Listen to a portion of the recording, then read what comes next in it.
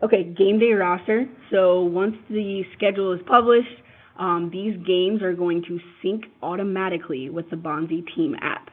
So again, this is the communication app where you can see your roster and your schedule. These two things are going to sync automatically with the system.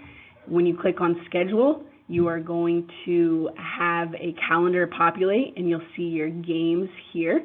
When you select a game, to the left is going to pull up the details of that game, and you're going to select game day roster here in order to access the game day roster and create it.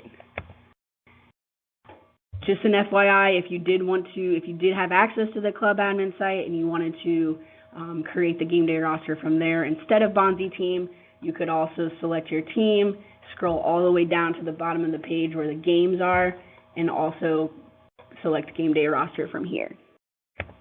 Either way you do it, you will be taken to the same screen next, which will be this one. So it's going to say game day roster builder. You're going to have the rostered players here. You can select all, select a few. The rules as far as 12 roster slots used requires 5 to 18. These are set up by the league, so these will show, guest player rules will show.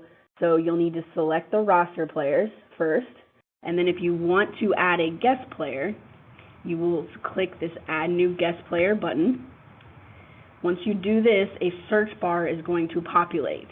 You will need to search for the player that you are wanting to guest with your team by their first name. So put their first name, Amanda here as an example, and every girl named Amanda will populate at the bottom of the screen that is within your club.